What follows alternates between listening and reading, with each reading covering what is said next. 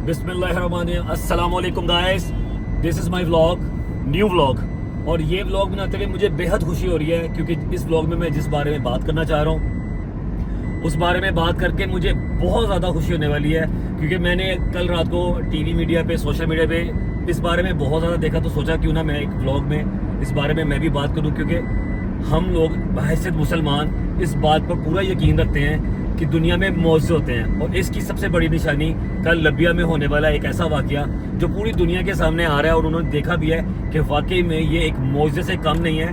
कि हमारी इस दुनिया में आज के 2025 में, जिस दौर में कंप्यूटर का दौर है, इंटरनेट का दौर है, सोशल मीडिया दुनिया की हर कोने कोने में फैला हुआ, वहाँ पे भी अल्लाह ताला अपने बंदों को मौजे दिखाता है। और ये किसी बड़े मौजे से काम नहीं है। इस दौर में हम जैसे मुसलमानों के लिए इस चीज़ के लिए बहुत अप्रिशिएट करना चाहिए, और इसके बारे में डिस्कस करना चाहिए और बात करनी चाहिए।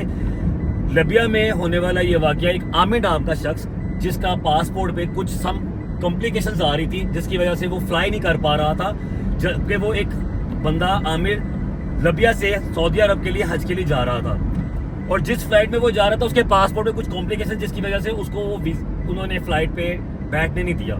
वो फ्लाइट टेक ऑफ हुई, उसके बाद वो फ्लाइट में कोई मसले वगैरह आए और वो फ्लाइट वापस दोबारा एयरपोर्ट पर आई। उन्होंने देखा कि इसमें कुछ टेक्निकल प्रॉब्लम है, क्यों ना इनको ठीक किया जाए।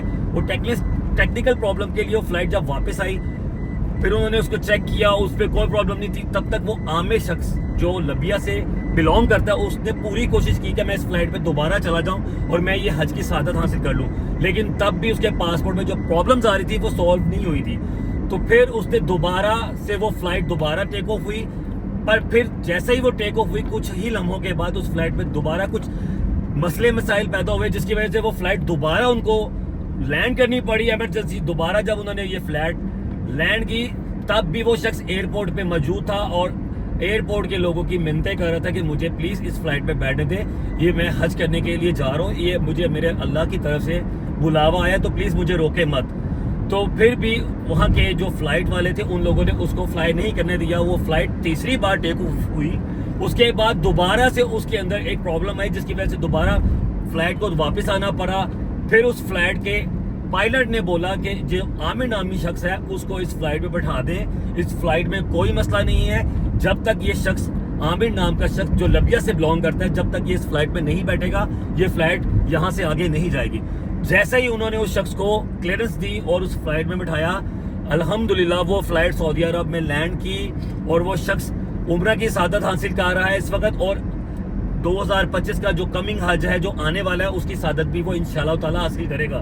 मेरा इस बात को करने का मकसद ये था कि हम लोग बहैसियत मुसलमान, हमारा तो यकीन है, हमारा ब्लाइंड ट्रस्ट है अल्लाह ताला पर, नबी पाक सल्लल्लाहु अलैहि वसल्लम पे।